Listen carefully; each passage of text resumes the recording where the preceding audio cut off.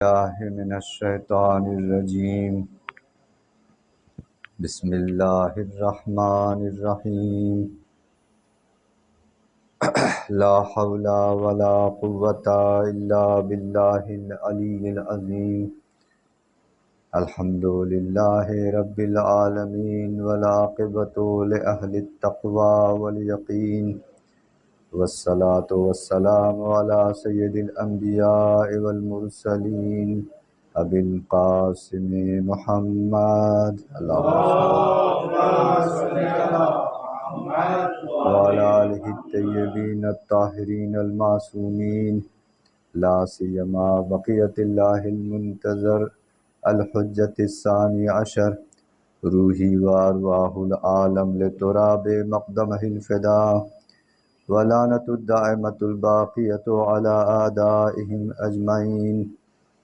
رب اشرح لي صدري ويسر لي أمري واحلل عقدة من لساني يفقهوا قولي. أما بعد فقد قال الله تبارك وتعالى في كتابه المبين وهو أصدق القائلين وقوله الحق. أعوذ بالله من الشيطان الرجيم. بسم الله الرحمن الرحيم. قل للمؤمنين يغضوا من أبصارهم ويحفظوا فروجهم. ایک صلوات پڑھ رہے ہیں.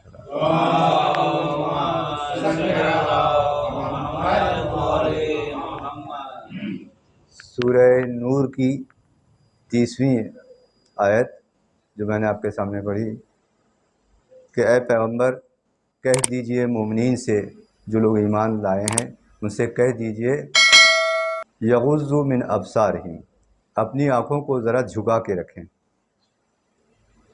من یہاں پر تبعیضیہ، یعنی پوری طرح سے آنکھ بند نہ کر لیں کہ ٹکرا جائیں راستے سے. یغضوا من ابصارہم، تھوڑی سی نظروں کو جھکا لیں. ویحفظوا فروجہم، اور اپنی شرمگاہوں کی حفاظت کریں، یعنی پاک دامن رہیں. عام طور سے یہ خیال کیا جاتا ہے کہ حیا اور شرم صرف عورتوں کے لیے ہے، مردوں کے لیے نہیں ہے.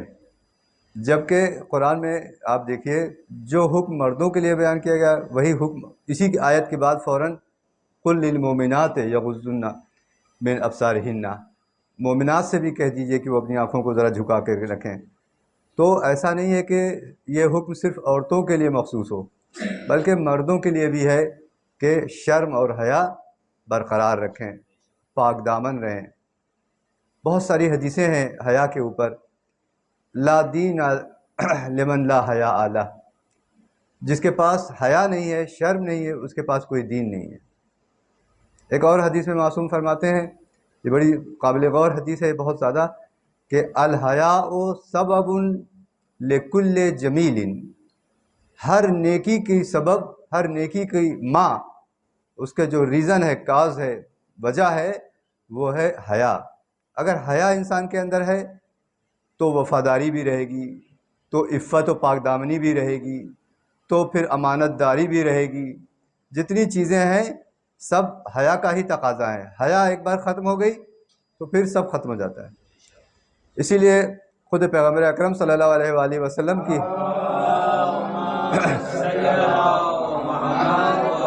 خود پیغمبر نے بھی فرمایا، بہت قابل غور باتیں ہیں، یہ سب پہ واقعی آدمی سوچے فکر کرے، خالی یہ نہیں کہ مجلس میں سن لیا اور اس کے بعد بھول جائے. فرماتے ہیں کہ تمام انبیاء کی، تمام 1,24,000 تمام انبیاء کی بات کو اگر خلاصہ کیا جائے، اس کا کنکلوژن اور اس کا جو نچوڑ نکالا جائے تو ایک جملہ بنتا ہے. پیغمبر نے فرمایا اذا لم تستحی فافعل ما شئت، اگر حیا نہیں کرو گے، شرم نہیں کرو گے تو تمہارا جو دل چاہے کرو. یعنی حقیقت میں یہ ہے کہ حیا انسان کو روک کے رکھتی ہے، پاک دامن بناتی ہے، گناہوں سے بچاتی ہے. عزیزو، یہ حیا مردوں میں اور عورتوں میں دونوں ہی ہونا چاہیے. شاید اس آیت میں پہلے عورتوں سے پہلے مردوں کے لیے کہا گیا ہے، جو اس کی وجہ شاید یہ بھی ہو کہ یہ جو گناہ جنسی ہے، نظروں کے جو گناہ ہے، زیادہ تر جہاں تک میں نے بھی غور کیا کہ شاید مرد لوگ زیادہ اس گناہ میں مبتلا ہوتے ہوں نسبت خواتین کے، لیکن ان کے اندر اللہ کی طرف سے حیا زیادہ دی گئی ہے، اس لیے وہ شروعات غالباً مردوں کی طرف سے ہوتی ہے، اس لیے بھی اس آیت کو مقدم کیا ہو، یا اور بھی وجوہات ہو سکتی ہے، یہ میں نے جو سوچا، لیکن تفسیر بالرائے نہیں کرنا مقصد ہے، میں اپنی مرضی سے تفسیر کرنے لگوں اس کا جو ہے بہت سخت عذاب ہے۔ بہرحال تو کہنے کا مطلب یہ کہ حیا اگر انسان کے اندر ہے، شرم اور حیا، تو بہت سارے گناہوں سے انسان بچ جاتا ہے۔ شاہ عباس صفوی، اصفہان کے جو بادشاہ تھے، شیعہ بادشاہ، ان کے زمانے میں ایک عیسائی کا، مسلمان نہیں تھا، عیسائی کا کچھ زیورات، گولڈ، سونا غائب ہو گیا۔ وہ اس نے آیا بادشاہ کے پاس میں کہا کہ میرا بہت زیادہ زیورات وغیرہ، کوئی صندوق پورا غائب ہو گیا ہے، آپ اعلان کروا دیجئے کہ جس کو ملے وہ لا کے دے دے۔ بادشاہ نے کہا ٹھیک ہے، ہم اعلان کرا دیتے ہیں۔ بادشاہ نے اعلان کرایا کہ جس کو مل جائے وہ لا کر کے دے دے، اس کا مالک آیا ہے، جس طرح سے بھی اعلان کرایا۔ دوسرے تیسرے دن ایک بیچارہ مسلمان جس کے کپڑے بھی بالکل پھٹے ہوئے، بڑی غربت کے عالم میں، وہ صندوق زیورات کا لے کے آیا شاہ عباس صفوی کے پاس۔ تو شاہ عباس صفوی نے کہا، جب دیکھا اس کا حال، لباس اور اس کی جو غربت دیکھی، اور مسلمان تھا یہ لانے والا، تو آزمانے کے لیے بہرحال شاہ عباس صفوی نے کہا کہ تمہاری یہ حالت ہے، اتنی غربت میں تمہاری زندگی گزر رہی ہے، یہ پورا باکس جو ہے، صندوقچہ جو ہے، وہ پورا زیورات سے بھرا ہے، تم اس کو رکھ لیتے اگر تو بھی کسی کو پتہ نہ چلتا، تمہاری غربت دور ہو جاتی۔ جبکہ یہ کوئی بہت ہی مطلب شیعت پھیلانے والے لوگوں میں سے شاہ عباس صفوی ہیں، ایسا نہیں کہ یہ بد کردار کوئی بادشاہ تھے، بہت ہی دعائے سماعت ان کی کبھی ترک نہیں ہوتی تھی۔ جمعے کے دن غروب سے پہلے دعائے سماعت پڑھنے کی تاکید ہے، جمعے کے دن یہ دعائے سماعت والے۔ اس آدمی نے، ایک بیچارے جو غریب آدمی نے، فقیر نے، ایک طرح سے فقیری لباس میں کیا جواب دیا، عمدہ جواب، یہی جو میں نے جو آج موضوع چنا ہے کہ شرم۔ اس نے کہا کہ اے بادشاہ، میں رکھ سکتا تھا، کسی کو پتہ بھی نہیں چلتا، لیکن میں نے یہ سوچا کہ کل کو محشر میں جب حضرت عیسیٰ کے پاس، یہ عیسائی لوگ کھڑے ہوں گے نا ان کے حضرت عیسیٰ کے پاس میں، اور یہ بتائے گا کہ میرا جو غائب ہو گیا تھا زیورات وہ ایک مسلمان کو ملا، تو میں نے یہ سوچا کہ اگر میں رکھ لوں تو ہمارے پیغمبر کو، یعنی پیغمبر اکرم کو، حضرت عیسیٰ کے سامنے شرمندگی اٹھانا پڑے گی، میری وجہ سے حضرت عیسیٰ کے سامنے ہمارا رسول شرمندہ ہوگا، تو اس وجہ سے میں نے اس کو نہیں رکھا۔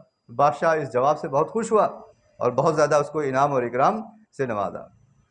تو عزیز و شرم، دیکھیے علماء کہتے ہیں کہ جو جہنم میں کئی طرح کے عذاب کا وعدہ ہے، لہم عذاب علیم، کہیں عذاب عظیم، تو مفسرین کا کہنا ہے کہ جہنم میں سب سے سخت عذاب، عذاب علیم جس کو کہا گیا دردناک عذاب، وہ یہی احساس شرمندگی۔ جب وہاں، ابھی دنیا میں ہم سب سوئے ہوئے ہیں، مرنے کے بعد ہم جاگتے ہیں، ابھی ہم سب بقول آغا آیت اللہ مظاہری کے کہ ہم ایک مٹھی، چند مٹھی افراد، مٹھی بھر افراد نادان یہاں جمع ہیں۔ اصل سمجھداری اور عقل اور معرفت جو ہم کو حاصل ہوتی ہے مرنے کے بعد، مرنے کے بعد انسان کی آنکھ کھلتی ہے۔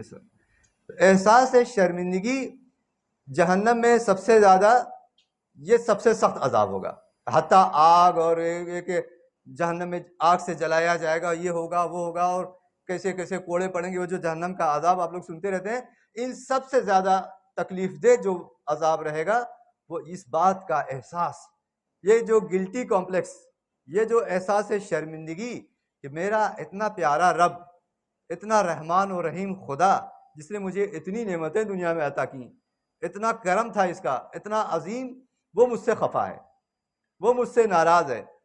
تو یہ جو احساس ہے یہ اندر کی آگ ہے، ایک باہر کی آگ ہوتی ہے وہ جلاتی ہے، چمڑا جل گیا، اندر کی آگ جو ہوتی ہے بے چین وجدان، مورل ضمیر انسان کا اگر بے چین ہو تو وہ بہت تکلیف دہ ہوتا ہے۔ تو سب سے، مفسرین کا یہ کہنا ہے کہ سب سے سخت ترین عذاب جہنم میں، عذاب علیم جو ہے، وہ یہی احساس کہ میرا رب، میرا مالک، میرا پروردگار، میرا خالق، میرا رازق، وہ منعم حقیقی، جو نعمت دینے والا حقیقی، وہ مجھ سے ناراض ہے، سب سے سخت عذاب۔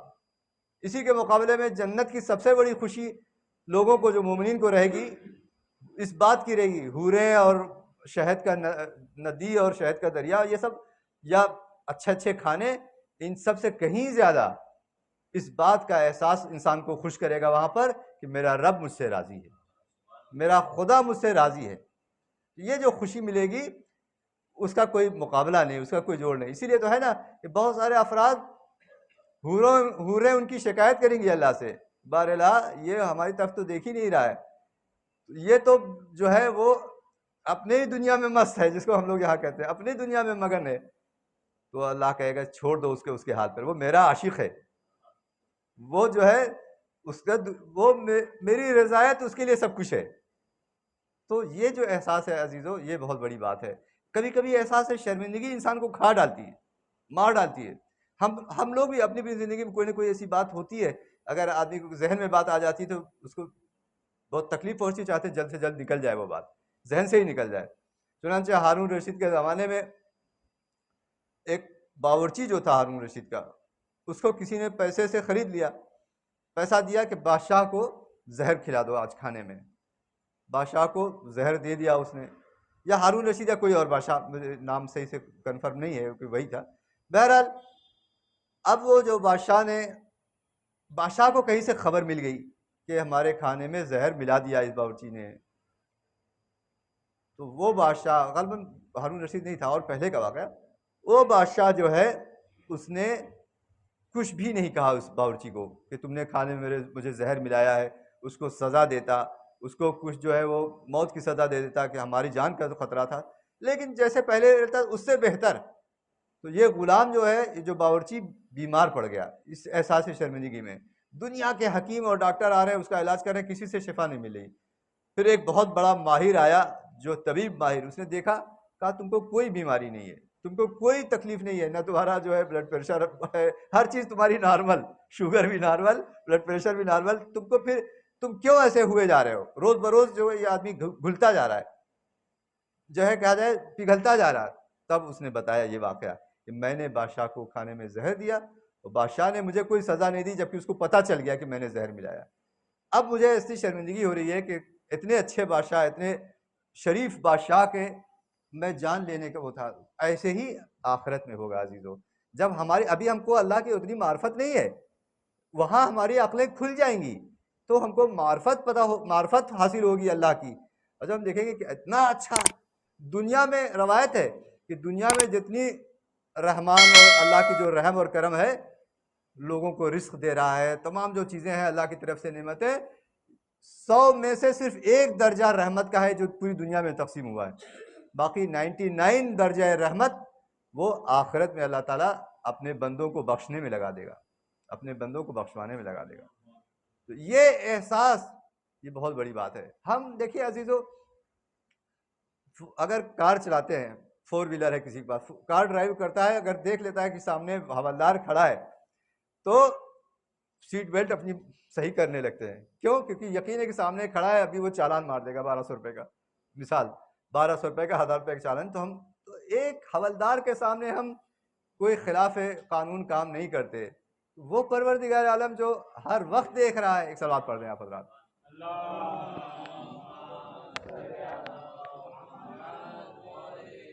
ایک بار اور سب مل کر صلوات پڑھ دیجیے. تو ایک حوالدار کو دیکھ کر کے ہم اپنی بیلٹ صحیح کر لیتے ہیں، اور اللہ کے سامنے ہم کچھ بھی نہیں، جیسے لگتا ہے کوئی ہمارے کان پہ جو نہیں رہ رہی، اس لیے کہ ہمیں یقین نہیں ہے. ایک جو ہے، اگر ہم اللہ کو حاضر و ناظر جانیں تو پھر ہم گناہ نہیں کریں گے. ایک شخص آیا چھٹے امام جعفر صادق علیہ السلام کے پاس،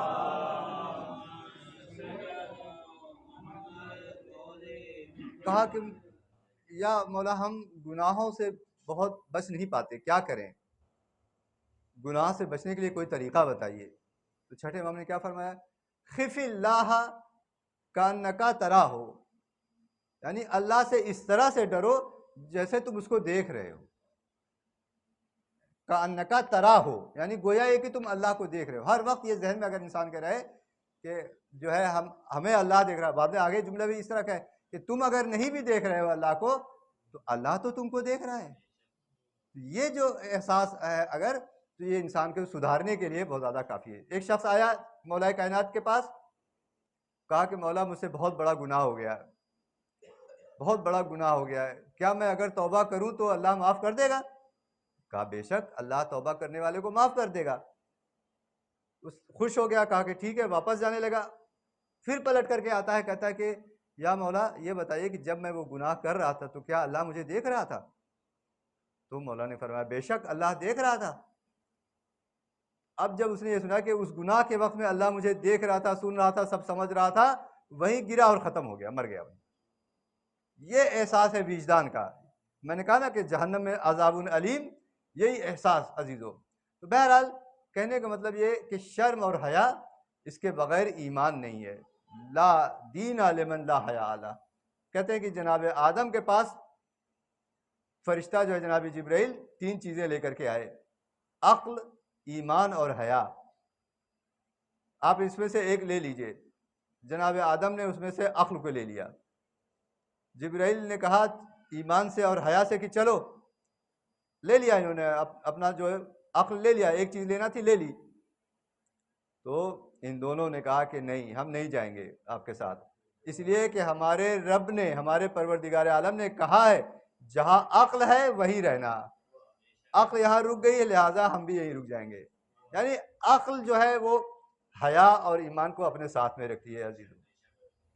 تو یہ ہے جناب آدم ہی کا سلسلہ، ایک واقعہ ہے، صلوات پڑھ دیں آپ حضرات۔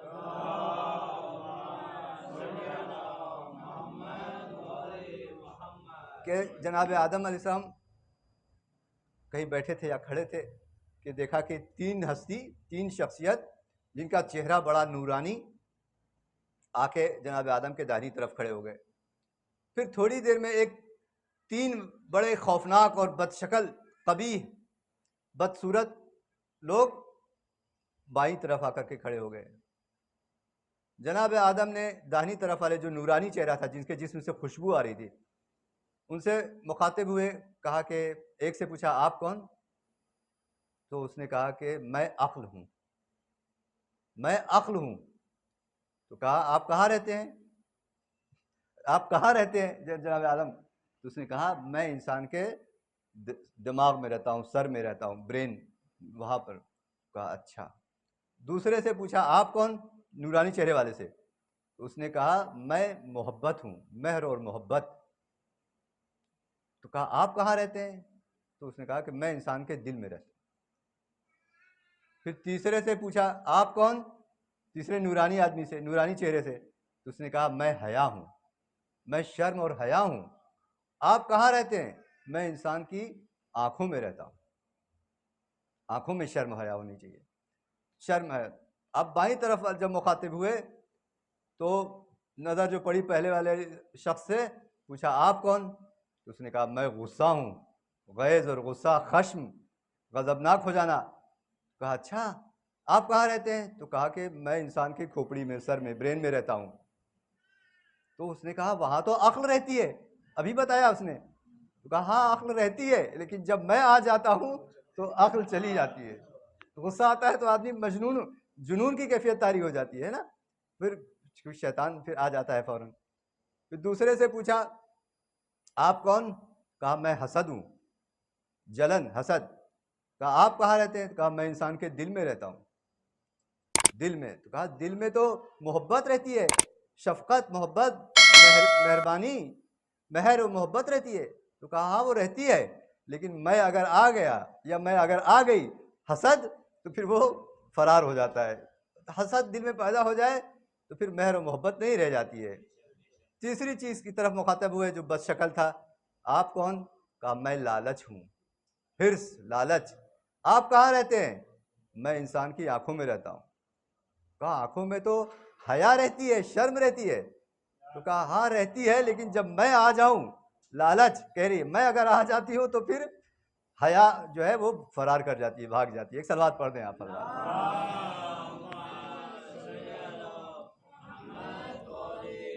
اسی لیے پیغمبر نے بھی فرمایا کہ جس کے پاس 4 چیز ہو اس کا اسلام کامل ہے۔ ایک یہی ہے کہ صدق، پہلا سچائی، دوسرا کہا کہ شکر، سچائی، شکر، تیسری چیز حیا، شرم جو ہمارا موضوع ہے اس وقت، اور حسن خلق، اچھا اخلاق ہونا۔ یہ 4 چیزیں اگر کسی کے پاس میں ہے تو اس کا ایمان، اس کا اسلام مکمل ہے۔ چھٹے امام، امام جعفر صادق علیہ السلام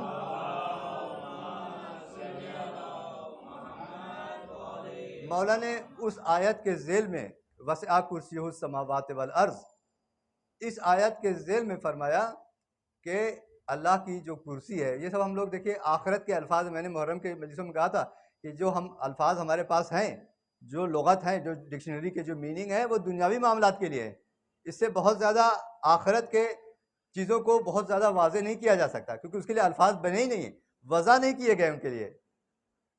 مولا نے فرمایا کہ آسمان اور زمین سب اللہ کی کرسی کے نیچے ہے. اللہ کی کرسی کیا چیز ہے وہ مرنے کے بعد ہی پتہ چلے گا، جب عقل کامل ہوگی انشاءاللہ. تو پھر کہا کہ اس کرسی کے 4 پائے وہ 4 فرشتے پکڑے ہوئے ہیں. ایک فرشتہ جو انسان کی شکل میں ہے وہ تھامے ہوئے ہے، پکڑے ہوئے ہے ایک ستون کو، ایک پائے کو، جو انسانوں کے لیے دعائیں کرتا ہے. وہ فرشتہ رات دن اس کا کام یہی ہے، انسانوں کے لیے اللہ سے دعا مانگتا رہتا ہے، بار الہ ان کی روزی، ان کی حیات، ان کی قسمت، ان کے لیے، ان کے بھلائی کے لیے وہ دعا مانگتا ہے. معصوم کی دعا ہے، اللہ سنتا بھی رہتا ہے، قبول بھی کرتا رہتا ہے، تبھی تو ہم لوگوں کو رزق وغیرہ ملتا رہتا ہے. تو ایک یہ ہے. ایک ہے اس میں سے جو شیر کی شکل کا فرشتہ، وہ درندوں کے لیے، شیر، بھالو، ہاتھ، جو یہ بھیڑیا اور یہ ساری چیزوں کے لیے، ان کے لیے دعائیں کرتا ہے، درندوں کے لیے دعا کرتا ہے، اللہ ان کا بھی رزق فراہم کرتا رہتا ہے. ایک ہے جو گدھ کی شکل میں ہے، کرکس فارسی میں بولتے ہیں، جس کا ترجمہ غالباً گدھ ہی ہوگا. یہاں پر گدھ کی شکل میں یا چیل کی شکل کا ہے ایک پرندہ ہے، فرشتے لیکن شکل جو ہے، کیونکہ فرشتے تو ہر شکل میں آ سکتے ہیں سوائے کتے اور سور کے. فرشتوں میں اور جناتوں میں یہی فرق ہے. یتشکلوا باشکال مختلفہ، فرشتوں کے لیے ہے الا الکلب والخنزیر، سوائے کتے اور سور کے شکل میں. لیکن جنات جو ہے حتی کلب والخنزیر، یہاں تک کہ جو ہے کتا اور سور کی بھی شکل میں آ جاتے ہیں. ایک ہے جو پرندے کی شکل میں ہے، وہ تمام پرندوں کے لیے دعا کرتا رہتا ہے. یہ چھٹے امام فرما رہے ہیں، میرا کوئی اپنا وہ نہیں ہے، میں چھٹے امام کا جو کتابوں میں ملتا ہے، آپ جس کتاب میں کہ یہ ہے، بزرگوں نے لکھا بھی ہے. چوتھا جو ہے وہ گائے کی شکل کا گائے کی شکل کا فرشتہ ہے. تو کہنے کا مقصد اس واقعے کو سنانے کا جو امام نے تفسیر بیان کی، فرماتے ہیں چھٹے امام کہ جو گائے کی شکل کا ہے وہ فرشتہ جس دن سے دنیا میں گائے کی پوجا شروع ہو گئی، گائے کو لوگ بھگوان ماننے لگے، چاہے وہ جناب موسیٰ کا زمانہ رہا ہو، جب وہ پہاڑ پر گئے اور سامری نے اس گوسالے میں مٹی ڈال دیا جناب جبریل کے پیر کی، اس وقت. لیکن وہ کہتے ہیں کہ اس سے بھی پہلے سے بھی گو پرستی چالو تھی. تو وہ جو ہے وہ فرشتہ اسی وقت سے شرمندہ ہے اور سر جھکا لیا ہے. اس نے اللہ کی طرف نظر اس کی اٹھتی نہیں ہے شرم کی وجہ سے، جبکہ اس نے کوئی گناہ نہیں کیا ہے. گناہ انسان کر رہا ہے، گائے کو خدا مان کے عبادت کر رہا ہے، اس کی بھگوان مان لے رہا ہے، لیکن شرمندہ ہماری وجہ سے کون ہے؟ فرشتہ شرمندہ ہو رہا ہے. تو عزیزو، بہرحال خلاصہ کروں گفتگو کو کہ حیا اور شرم اگر ہے تو ایمان اور دین محفوظ ہے عزیزو، وگرنہ نہیں. ایک سلوات پڑھ دیجئے آپ حضرات.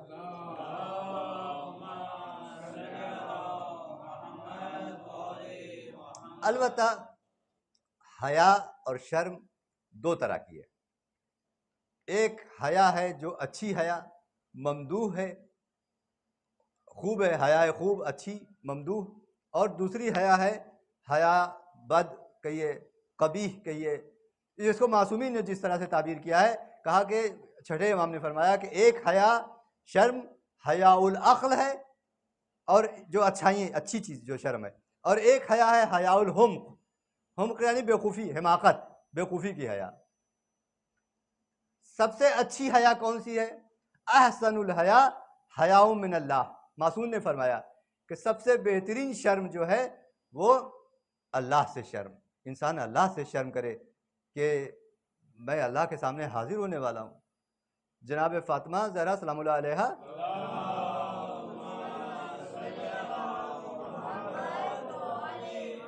مولا آئے گھر میں، دیکھا کہ امام حسن امام حسین منہ سوکھا ہوا ہے، بڑی کمزوری محسوس ہو رہی ہے ان لوگوں کے، بچپنے کا عالم. کہا کہ یہ بچے ایسے کیوں ہیں، بالکل نڈھال لگ رہے ہیں، ہونٹ سوکھا، بالکل کمزوری چہرے پہ. تو اس جو ہے جناب شہزادی نے کونین نے فرمایا کہ بچے 2 دن سے فاقہ کر رہے ہیں، لیکن میری ہمت آپ سے کہنے کی اس لیے نہیں پڑی مجھے اللہ سے شرم محسوس ہو رہی ہے کہ میں ایسے کوئی کام کی، ایسی کوئی خواہش آپ سے کر لوں جو آپ کے لیے پورا کرنا مشکل ہو جائے.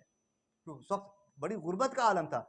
اس لیے تو ہم لوگوں میں یہ نہیں لقب امام مولا کائنات کو دیا، لیکن دوسرے فرقوں نے مولا کائنات کا ایک لقب یہ بھی رکھا، سلطان الفقراء. ان کو کوئی اور لقب اچھا نہیں نظر آیا، سلطان الفقراء. بہرحال فخر و غربت کا عالم تھا اس زمانے میں. یہ حیا من اللہ انسان کو سب سے زیادہ، میں نے کہا کہ سب سے زیادہ شرم کرنے کا حق ہے اللہ کے سامنے انسان شرم کرے کہ اللہ جو ہے. دوسرا بہرحال میں ان واقعات وغیرہ کو حاصل کر رہا ہوں کیونکہ میں نے آج طبیعت کی وجہ سے سوچا تھا صرف مسائل پڑھ کر کے اتار آؤں گا، ایسی طبیعت ہو رہی تھی. لیکن بہرحال آپ لوگ کو دیکھا تو تھوڑا حوصلہ ملا. ایک بار اور صلوات پڑھیں آپ ذرا.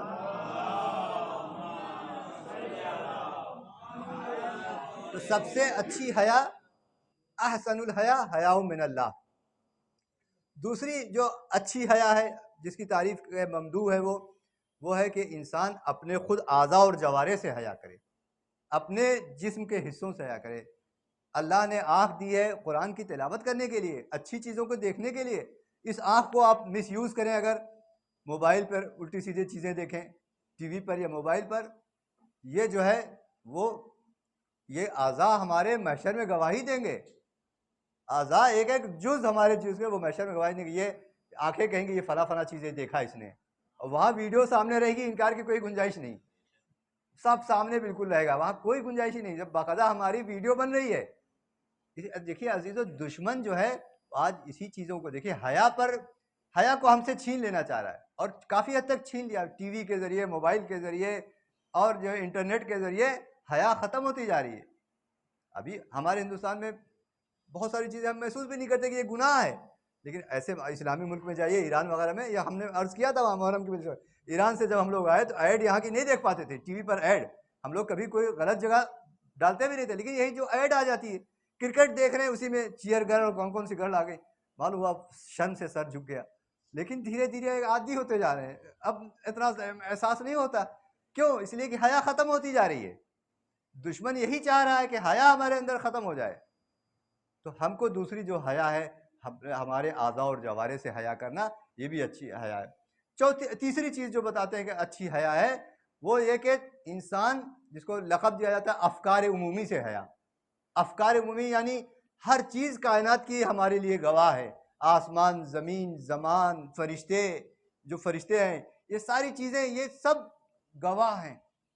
انسان ان سے شرم محسوس کرے اور گناہ نہ کرے. یہ اچھی حیائیں تھیں جو سب کو رکھنا چاہیے اور سب کے اندر ہونا چاہیے. لیکن کچھ حیاء الجہل بھی ہے، بیوقوفی کی حیا بھی ہے نا، اس سے پرہیز بھی کرنا ہے. مثال کے طور پر جو معصومین نے فرمایا، میں اب ان کی حدیثوں وغیرہ نہیں پڑھ کے اس کا، مولا نے کائنات نے بھی کہا کہ حیا جو ہے، اپنا حق لینے میں حیا مت کرو. اگر کوئی کہے نہیں ہم کو شرم آتی ہے اپنا حق مانگنے میں، نہیں، غلط ہے. یہ حیائے حماقت ہے، بیوقوفی کے حیا ہے. اپنا حق، حدیث ہے کہ اپنا حق لینے میں شرم مت کرو، چاہے مختصری کیوں نہ ہو. اپنا حق طلب کرو، ٹھیک ہے. حق بات کہنے میں بھی شرم نہ کرو. ابو ذر کو کوئی شرم نہیں محسوس ہوتی تھی حاکم شام سے حق طلب کرنے میں. جناب میثم کو عبید اللہ ابن زیاد سے شرم نہیں محسوس ہوئی حق مانگنے میں. امام خمینی کو، وہ امام معصوم والے امام نہیں ہے، امام جو آپ کے امام خمینی، آیت اللہ خمینی کو شرم نہیں محسوس ہوئی بادشاہ کے خلاف کھڑے ہونے میں، کیونکہ حق تھا اسلامی حکومت کا. یہ حق جو ہے، اس میں شرم کرنا بیوقوفی ہے. دوسرا یہ کہ انفاق کرنے میں، اللہ کی راہ میں خرچ کرنے میں، چاہے بالکل ہی مختصر کیوں نہ ہو، شرم نہیں کرنا چاہیے. دیکھیے عزیزو، اپنی زندگی میں انسان خرچ کر دے، یہ بہت زیادہ ہے. رسول خدا سے ایک آدمی نے وصیت کی کہ میرے مرنے کے بعد میرے اسٹور روم میں کھجوریں بھری ہوئی ہیں، خرما بھرا ہوا ہے، اس کو آپ راہ خدا میں خرچ کر دیجئے. مر گیا، راہ خدا میں اس کی ساری کھجوریں تقسیم کی گئیں. رسول خدا جب گئے انبار میں، اسٹور روم میں، تو دیکھا ایک کھجور پڑی ہوئی ہے. اس کو اٹھایا، اور پیغمبر فرماتے ہیں کہ اگر اس نے اپنی زندگی میں اس ایک دانہ کھجور کو اگر خدا کی راہ میں دے دیا ہوتا، اس کا ثواب اس سے کہیں زیادہ ہوتا، جو اب پورا انبار جو ہے وہ بانٹ دیا گیا. تو راہ خدا میں 1 روپیہ ہے تو خرچ کیجئے، 2 روپیہ خرچ کیجئے، 500 بھی اگر محفل کے لیے چندہ دینا ہے تو کوئی بات نہیں، کوئی ضروری نہیں 50,000 دیا جائے. جس کے پاس ہے وہ 50,000 دے، جس کے پاس نہیں ہے وہ 500 دے دے. اس میں شرم نہیں محسوس کرنا چاہیے. تیسری چیز جو شرم نہ کرنے کے لیے بتایا ہے معصومین نے کہ اپنے باپ اور استاد کے احترام میں کھڑے ہونے میں. معصوم فرماتے ہیں قم لے ابی کا و معلمک، اپنے باپ کے لیے کھڑے ہو اور اپنے استاد کے لیے کھڑے ہو. آپ مرجع بن جاؤ لیکن اگر باپ آیا ہے تو آپ جو ہے وہ آپ آ جائیے کہ میرا باپ، آپ اس کے احترام میں کھڑے ہو جائیے. آیت اللہ یعنی مولانا روشن علی صاحب مرحوم تھے، قم میں ہم اور مولانا روشن علی صاحب کے پڑوسی تھے. تو خود ایک بار واقعہ بتانے لگے کہ ایک صاحب ہمارے پاس آئے، کہنے لگے کہ میرا بیٹا نجف سے 5 سال پڑھ کے آ رہا ہے، مجتہد بن کے آ رہا ہے. امامہ لگ گیا تو سمجھتے ہیں مجتہد ہو گیا. مجتہد یہ نہیں ہوتا ہے، ایک عالم دین بن گیا. بہرحال باپ پوچھتا ہے کہ مولانا سے کہ میرا بیٹا نجف سے پڑھ کے آ رہا ہے، میری سمجھ میں نہیں آ رہا ہے میں سرانے بیٹھوں کہ پیتانے بیٹے کے. تو کہنے لگے کہ بھائی وہ خود مجتہد ہے، وہ آپ کو بتا دے گا کہ آپ کو سرانے بیٹھنا ہے یا پیتانے بیٹھنا ہے. تو باپ ہے، کوئی کہیں بھی پہنچ جائے عزیزو، کوئی کہیں بھی پہنچ جائے، جو ہے باپ کا مرتبہ وہ بلند ہے. تو بہرحال قم لے ابیک، اپنے باپ کے لیے کھڑے ہو، اور معلمک، اور اپنے استاد کے لیے کھڑے ہو. اس میں شرم نہیں ہونا چاہیے. چوتھی چیز جو جس میں شرم نہیں ہونا چاہیے وہ ہے مہمانوں کی خاطر کرنے میں. اگر مہمان آ گیا ہے تو اس کو خاطر تواضع میں اس کے لیے چادر بچھائیے، اس کے لیے بستر صحیح کیجیے، اس کے لیے تکیہ لگا دیجیے. اس میں شرمندگی نہیں محسوس کرنا چاہیے. بہرحال یہ 4 چیزیں. ایک صلوات پڑھ دیں آپ حضرات.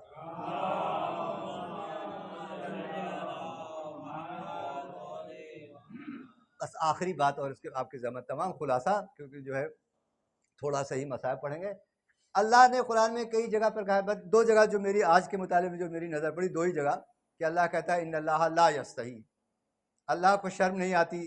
کہاں پر؟ ایک جو مثال دیا ہے کہ مچھروں کی مثال دینے میں، مچھر یا مکھی کی مثال قرآن میں ہے. چھوٹی چھوٹی چیزوں کی بھی اللہ نے مثال دیا ہے. قسم کھائیے انجیر کی اور قسم کھائیے زیتون کی. جہاں بڑی بڑی چیزوں کی قسم کھائی جاتی ہے، اللہ کے لیے کوئی فرق نہیں پڑتا ہے زیادہ ان چیزوں میں، تو وہ اللہ کے لیے. اسی طرح سے مچھر کی مثال، مکھی کی مثال اللہ نے قرآن میں دیا، ان اللہ لا یستحی، اس کو شرم نہیں آتی. لیکن کچھ جگہ ایسی ہیں جہاں اللہ بھی شرم آتا ہے. 5ویں امام محمد باقر علیہ السلام مولا فرماتے ہیں، جو میں نے آج جو مطالعہ کیا ہے 4 جگہ پر خود اللہ کو کہتا ہے کہ مجھے شرم آتی ہے. ایک جگہ اس میں البتہ ان سب کو بہت تفصیل سے پڑھا جا سکتا ہے، لیکن پھر کبھی انشاءاللہ تو اسی میں آخری پہلو کو اور زیادہ واضح کروں گا، آج صرف اشارہ. ایک جگہ وہ کہتے ہیں کہ جب ایک بندہ اللہ کے لیے اپنے دونوں ہاتھوں کو بلند کر کے دعا مانگتا ہے، دعا جب مانگتا ہے تو اللہ کو شرم محسوس ہوتی ہے کہ اس کو مایوس اور اس کو نا امید اس کو پلٹا دے. اگر دعا 5ویں ماہ فرمائے دیکھیں اللہ کے لیے اوپر اور نیچے، ایسا تو نہیں اللہ میں آسمان پر بیٹھے ہوئے کرسی پر نیچے نہیں ہے، اللہ تو ہر جگہ ہے. پھر دعا کے لیے ہاتھ اٹھا کر کے مانگنا ہے، اسی لیے مستحب قرار دیا گیا ہے، کیونکہ 5ویں امام نے فرمایا کہ جب دعا کے لیے بندہ ہاتھ اٹھاتا ہے تو اللہ کو شرم محسوس ہوتی ہے کہ اس کو جو پڑھے. لیکن عزیزو یہاں دعا پر ایک اشرا پڑھ چکا ہوں، شاید آپ لوگوں نے بھی سنا ہو. دعا کی بڑی شرائط ہیں قبولیت کی. سب سے بڑی شرط یہ ہے کہ ولایت ہونا چاہیے، دل میں اہل بیت کی محبت ہونا چاہیے. جو بھی ہے ولی اپنے زمانے کا. بنی اسرائیل میں ایک قبیلے کو اللہ نے ایک گفٹ دیا تھا کہ تم لوگ 40 دن عبادت کرنے کے بعد جو دعا مانگو گے پوری ہوگی. البتہ جائز دعا ہے نا، دعا مانگو گے پوری ہوگی. یہی ہوتا تھا. ایک جوان کو کوئی مشکل پیش آئی، دعا کیا، 40 دن عبادت کی، اس کے بعد دعا مانگا، دعا قبول نہیں ہوئی. اب وہ آیا جناب موسیٰ کے پاس میں، کہا کہ اللہ نے یہ چیز ہم لوگ کو عطا کی تھی، لیکن ہم نے 40 دن عبادت کی اور اس کے بعد دعا مانگا، دعا بھی لیکن میری قبول ہی نہیں ہوئی. جناب موسیٰ نے کہا بھائی مجھے نہیں معلوم کیوں نہیں قبول ہوئی، پوچھ کے بتاتا ہوں. پوچھا اللہ سے کہ کیا وجہ ہے یا پروردگار عالم، کیا وجہ ہے کہ اس کی دعا قبول نہیں ہوئی؟ تو کہا کہ اس کی دعا اس لیے قبول نہیں ہوئی کہ وہ مجھے تو دل سے مان رہا ہے، لیکن میرے ولی یعنی تم، اپنے زمانے میں ولی جناب یعنی نبی، میرے ولی یعنی تمہارے بارے میں وہ مشکوک ہے کہ صحیح میں اللہ کے نبی ہیں کہ نبی نہیں ہے، معاذ اللہ یا کوئی جادوگر وغیرہ تو نہیں ہے. یعنی شک ہماری ولی میں کر رہا ہے. جب تک اس کے دل میں تمہارے سلسلے میں شک رہے گا میں اس کی دعا قبول کرنے والا نہیں ہوں. تو جناب موسیٰ نے کہا کہ تم ہمارے بارے میں شک رکھتے ہو کہ میں مردہ کو زندہ کر دیتا ہوں، نابینا کو، اندھا جو پیدائشی اندھا اس کو شفا دے دیتا ہوں. کہا ہاں اللہ کے نبی مجھے اللہ میں یقین ہے، لیکن آپ کے بارے میں تھوڑا مشکوک ہو جاتا ہوں. تو کہا کہ جاؤ توبہ کرو اور مجھ پر یقین کرو، تمہاری دعا قبول ہو جائے گی۔ تو اس نے ایسا کیا اور اس کی دعا قبول ہوئی۔ تو ایک شرط ولایت ہے، بہت ساری شرطیں ہیں، کبھی میں مفصل بیان کر چکا ہوں۔ ایک شرط اس کی یہ ہے کہ خلوص ہونا چاہیے، سچے دل سے دعا مانگے۔ ایک شرط یہ ہے کہ جس میں لقمہ حرام نہ پہنچا ہو، لقمہ حرام ہے تو دعاؤں کا اثر ختم ہو جاتا ہے۔ ایسی بہت ساری شرائط ہیں، بہرحال ان کی تفصیل میں نہیں جانا ہے۔ ایک جگہ جہاں اللہ کو شرم محسوس ہوتی ہے کہ جو ہے جب بندہ ہاتھ اٹھا کر کے دعا مانگے تو اللہ اس کو ویسے ہی خالی ہاتھ پلٹا دے، اللہ کو شرم محسوس ہوتی ہے۔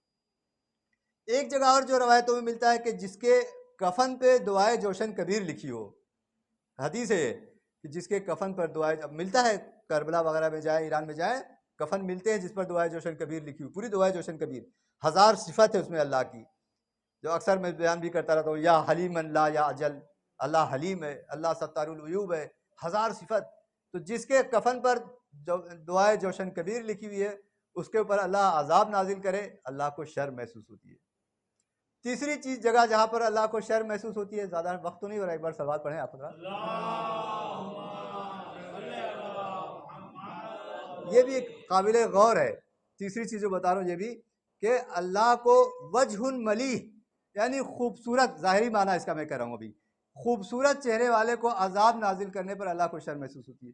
یہاں خوبصورت سے مراد نہیں ہے کہ جو کہا جائے ہیرو، جیسے ہیرو وغیرہ ہے سب ہے نا، کہ یہ تو بڑا خوبصورت ہے اللہ اس کو عذاب نہیں نازل کرے گا، نہیں، خوبصورت سے مراد جس کا خوش اخلاق ہو، جس کا اخلاق اچھا ہو، جو گھرمسایا ہوا چڑچڑا، جو میرے بہت جو بول دیا، بعض لوگ ہوتے ہیں کہ بس پاس سے گزر جاؤ کہ 2-4 سال بعد، نہیں، چہرے پہ مسکراہٹ، چہرے پہ، پیغمبر اکرم کے چہرے پہ ہمیشہ مسکراہٹ رہتی تھی، ان کا چہرے پہ جو ہے کبھی سختی، کرختگی، خشونت، کون سا لفظ استعمال کریں جو آپ اچھے سے سمجھ آئے، خشونت نہیں رہتی تھی ان کے چہرے پر، مسکراہٹ، نرمی، بالکل۔ تو اللہ کو وجہ ملیح سے مراد یہ ہے کہ جو خوش اخلاق آدمی ہو، سب سے خوش اخلاق جس کا اچھا ہو، اگرچہ اعمال میں کوتاہی ہو جاتی ہے، اللہ کو شرم محسوس ہوتی ہے کہ اس کو عذاب میں گرفتار کرے۔ ایک اور صلوات پڑھ دیجئے۔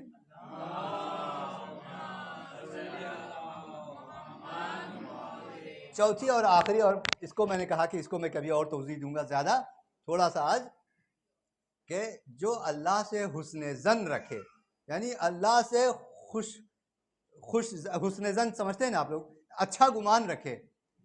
منافق اور مشرک کی پہچان ہے کہ وہ اللہ سے بدگمان رہتا ہے، روایتوں میں ہے یہ بات کہ اللہ سے بدگمان مشرک اور منافق ہے۔ مومن کو چاہیے کہ اللہ سے ہمیشہ اچھا گمان رکھے، اچھا گمان رکھے، حسن ظن۔ میں نے کہا کہ میں اس کو آج اشارے میں بات کر رہا ہوں، انشاءاللہ کبھی توضیح دوں گا کہ حسن ظن رکھنے سے کیوں اللہ جو ہے وہ۔ ایک چھوٹا سا واقعہ سنا دوں، دیکھیے، نادر شاہ بادشاہ ایران مشہد سے چلا ہندوستان کو فتح کرنے کے لیے، اس کی ایک عادت تھی، اپنی فوج سے 1-2 کلومیٹر آگے چلتا تھا اکیلا، بہادر تھا، کوئی ڈرتا نہیں تھا کہ حملہ کوئی کر دے گا، اکیلا جا رہا، دیکھا کہ ایک چھوٹا بچہ قاعدہ لیے، قرآن کا ایک قاعدہ لیے بھاگا جا رہا ہے۔ نادر شاہ نے کہا، اے بچے کہاں جا رہے ہو؟ اپنے انداز میں پوچھا کہاں جا رہے ہو؟ کہا میں جا رہا ہوں قرآن پڑھنے، دیر ہو گئی، بہت لیٹ ہو رہا ہے، قرآن پڑھنے جا رہا ہوں۔ تو اس نے پوچھا آج کیا پڑھو گے؟ قرآن میں آج کیا پڑھو گے؟ تو اس نے کہا کہ آج سورہ فتح پڑھیں گے، انا فتحنا لک فتحا مبینا۔ خوش ہو گیا نادر شاہ، کہا کہ ہاں اس کا مطلب مجھے فتح ملنے والی ہے۔ روایت میں ہے کہ اچھا فال، کوئی ہم نے ایک دن کہا تھا اگر گھر سے نکلو اور سید پہ نظر پڑ جائے تو اچھا فال دو، بارش اگر ہو رہی ہے تو اچھا تعبیر کرو اس کی کہ آج روز رحمت ہے، پرانا دوست کوئی مل گیا تو کہو آج خلوص کا دن ہے۔ یہ روایت میں ہے کہ اچھا فال، اچھی تعبیر کرو۔ جب اس نے سنا، بچے نے کہا آج سورہ فتح ہے، یقین اللہ مجھے فتح نصیب کرے گا، ہندوستان کو میں فتح کر لوں گا۔ اور واقعی اس نے فتح کر لیا، کوہ نور لے کے گیا، یہاں سے فتح کیا۔ لیکن جب یہ خوشی کے مارے بادشاہ نے ایک سونے کا سکہ اس بچے کو دیا کہ لو بیٹا آج طبیعت خوش کر دیا تم نے۔ بچہ کہتا ہے کہ نہیں میں نہیں لوں گا، سنیے غور سے، بچہ کہتا میں نہیں لوں گا۔ کہا کیوں؟ کہا میری ماں مجھے مارے گی کہ تو نے کہیں چوری کیا ہے، کہیں جو ہے سونے کا سکہ تمہیں کہاں سے مل گیا، سونے کا سکہ تم کو کہاں سے مل گیا؟ تو کہا، بادشاہ نے کہا، نادر شاہ نے کہا کہ بتا دینا نادر شاہ نے دیا ہے سونے کا سکہ، اس میں کون سی ایسی بات ہے؟ کہ تب تو اور مارے گی مما، اور مارے گی ماں، کہے گی کہ اگر نادر شاہ ہوتا تو ایک سکہ نہ دیتا، وہ بہت سارے سکے دیتا۔ تو خوش ہو گیا، گھوڑے سے اترا، جتنا اس کے پاس میں سونے کا سکہ تھا سب دے دیا. کیوں دے دیا؟ حسن زن کی وجہ سے. تو ایک نادر شاہ جیسا معمولی بادشاہ، نہ اس کی حیات اس کے اختیار میں، نہ اس کی موت اس کے اختیار میں، تو جو سب سے بڑا بادشاہ ہے، جو کائنات کا مالک ہے، اس سے اگر کوئی شخص حسن زن رکھے گا تو پھر ظاہر سی بات ہے کہ وہ کتنا عطا کرے گا. اب میں نے بند لفظوں میں آج یہ بات کہی ہے انشاءاللہ. بہرحال پھر کبھی اس کو توضیح دوں گا اللہ نے چاہا. کہ عزیزو، شرم اور حیا، آج کی مجلس کا خلاصہ یہی کہ انسان گناہوں کرنے سے پہلے شرم محسوس کرے، یہ سوچے کہ اللہ مجھے دیکھ رہا ہے. ہر جگہ اللہ کو حاضر و ناظر رکھے. اگر اس کے اندر حیا پیدا ہو گئی تو حیا سبب لکل جمیل، شروع میں نے پڑھا کہ الحیاء سبب لکل جمیل، ہر نیکی کی وجہ اور سبب حیا اور شرم ہے عزیزو. اسی لیے جب عمر سعد ملعون نے جب عروہ سے کہا کہ عروہ ابن قیس سے کہا عمر سعد نے کہ جاؤ حسین سے کہو کہ سرنڈر ہو جائیں، تسلیم ہو جائیں، بیعت کر لیں. تو اس کے اندر تھوڑی سی حیا باقی تھی. عروہ ابن قیس کے اندر تھوڑی حیا تھی. اس نے کہا کہ نہیں، میں نہیں جاؤں گا، کیونکہ میں نے خود خط لکھ کر کے امام حسین کو یہاں بلایا تھا. لیکن اب میں آ گیا ادھر تمہاری لشکر میں، لیکن میں اتنا بے حیا نہیں ہوں کہ میں چلا جاؤں حسین سے پوچھوں آپ کیوں آئے ہیں یہاں، کیونکہ میں نے ہی تو بلایا ہے. لیکن وہی پھر دوسرے شخص سے کہا جس کا نام تھا کثیر ابن عبداللہ. جب اس سے کہا عمر سعد نے کہ جاؤ اور کہو، تو اس نے کہا ابھی جاتا ہوں. وہ بے حیا تھا، کہا ابھی جاتا ہوں، امام حسین سے کہتا ہوں، اور اگر نہیں مانے تو موقع ملا تو سر کاٹ کر کے لے کے آؤں گا. عزیزو، اس کے اندر شرم اور حیا نہیں تھی. ہاں عزیزو، روایتوں میں ملتا ہے کہ کربلا کے اس واقعے میں چند جگہ امام حسین بہت شرمندہ ہوئے. ایک جگہ تو وہ تھی، بس مختصر مصائب. ایک جگہ وہ کہ جب جناب علی اکبر جنگ کرتے کرتے ایک بار واپس آئے ہیں اور کہا بابا پیاس کی شدت مجھے ہلاک کریے دے رہی ہے، اور اسلحے کی سنگینی قد اجہنی، مجھے پریشان کیے ہوئے، تھوڑا سا اگر پانی مل جاتا تو پھر آپ دیکھتے. تو اس وقت امام حسین شرمندہ ہوئے ہیں. اپنی انگوٹھی اتار کر کے زبان میں کہا بیٹا اس کو، زیادہ تر یہی ملتا ہے، انگوٹھی اتار کر کے دیا کہ اس کو منہ میں رکھو شاید کچھ تسکین مل جائے. ایک جگہ اور امام حسین بہت شرمندہ ہوئے جب جناب قاسم نے آواز دی، کہا کہ چچا مدد کو آئیے. اس وقت امام حسین بہت تیزی سے گئے، جس طرح سے کہ بعض پرندہ شکار پر جھپٹتا ہے. لیکن جب پہنچے ہیں تو دیکھ رہے ہیں کہ قاسم کا لاشا گھوڑوں کے ٹاپوں سے پامال ہو چکا ہے. ہاں عزیزو، وہ بچہ جو ابھی 12-13 سال کا نوجوان جب وہ گھوڑے پر بیٹھا تھا تو پیر رکاب تک نہیں پہنچ پا رہا تھا، لیکن اب وہ لاش گھوڑے سے پامال ہو جانے کی وجہ سے اتنی لمبی لاش ہو گئی ہے کہ امام حسین نے قاسم کے سینے کو اپنے سینے سے لگایا، لیکن پیر زمین پر گھسیٹ رہے تھے. اس وقت جناب امام حسین نے کہا اے بیٹا تم نے مدد کے لیے بلایا تھا، لیکن تیرا چچا جب پہنچا تو بہت دیر ہو گئی تھی، تیرا چچا بہت شرمندہ ہے. ایک وقت اور امام حسین شرمندگی کا اظہار ملتا ہے جب آخری وقت میں رخصت ہونے لگتے ہیں تو سب کو سلام کرتے ہیں اور سب سے معذرت چاہتے ہیں. کہتے ہیں اے مافزہ، میں بہت شرمندہ ہوں، میرے اوپر ذمہ داری تھی کہ آپ کے کھانے اور پینے کا انتظام قاعدے سے معقول انتظام رہے، لیکن میں بہت شرمندہ ہوں. آپ لوگ بھی 3 دن سے بھوکے اور پیاسے ہیں عزیزو. لیکن جو سب سے شرمناک واقعہ کربلا میں، جس کے لیے امام زمان علیہ السلام خون کے آنسو روتے ہیں، انہوں نے خود کہا، دعائے ندبہ میں بھی ملتا ہے لابکین الدماء بدلت دموع، بجائے آنسو کے میں خون روتا ہوں. کسی عالم نے پوچھا اے مولا یہ کون سی ایسی مصیبت ہے کہ آپ آنسوؤں کے بدلے خون کے آنسو روتے ہیں؟ کیا وہ شہادت علی اکبر ہے؟ تو امام زمانہ نے کہا نہیں، وہ شہادت علی اکبر نہیں ہے، اگر علی اکبر ہوتے تو وہ بھی خون کے آنسو روتے. تو کہا مولا بتائیے کیا وہ شہادت مولا عباس ہے؟ کہا نہیں، اگر عباس بھی ہوتے تو خون کے آنسو روتے. تو کیا وہ شہادت جناب قاسم ہے؟ کہا نہیں، اگر قاسم بھی ہوتے تو خون کے آنسو روتے. پھر پوچھا مولا پھر کون سی ایسی مصیبت پر آپ خون کے آنسو رو رہے ہیں؟ تو امام نے کہا میری جدہ کا بے مقنع و چادر بے پردگی کے عالم میں کوفہ اور شام کے بازاروں میں پھرایا جانا. ہاں عزیزو، اسی لیے سید سجاد الشام الشام الشام کہتے تھے. کسی نے کہا مولا قتل ہونا تو آپ کے لیے جو کرامت ہے اور فخر کی بات ہے، شہید ہونا راہ خدا میں۔ تو امام نے کہا ارے تم نے انصاف نہیں کیا، ٹھیک ہے شہادت ہونا ہمارے لیے باعث فخر ہے، لیکن کیا ہمارے گھرانے کی عورتیں بے مقنا و چادر بازاروں میں پھرائی جائیں، کیا یہ ہمارے لیے باعث فخر ہے؟ ہاں عزیزو، چوتھے امام نے جو چند مصیبت بیان کی ہے، 7 مصیبت کو بیان کیا ہے شام میں اس وقت 7 مصیبت کو نہیں پڑھ سکتا، ایک مصیبت کو خالی پڑھ رہا ہوں کہ امام فرماتے ہیں چوتھے امام کہ شام میں ہم کو بازار غلاموں اور کنیزوں کے بازار میں لے جایا گیا، اور ہم کو چاہتے تھے کہ یہ لوگ غلاموں اور کنیزوں کی طرح سے بیچ دیا جائے، لیکن اس پر وہ قادر نہ ہوئے، وہاں بہت شرمندگی اٹھانا پڑی۔ اور اس کے بعد ایک جگہ اور فرماتے ہیں کہ میرے بابا کا سر نو کے نیزہ پر تھا، ایک بوڑھی عورت نے ایک پتھر کھینچ کے مارا، وہ میرے بابا کے چہرے پر پڑا اور سر حسین نو کے نیزہ سے زمین پر۔ واہ حسینہ واہ مظلومہ، سیعلم الذین ظلموا ایام منقلب ینقلبون۔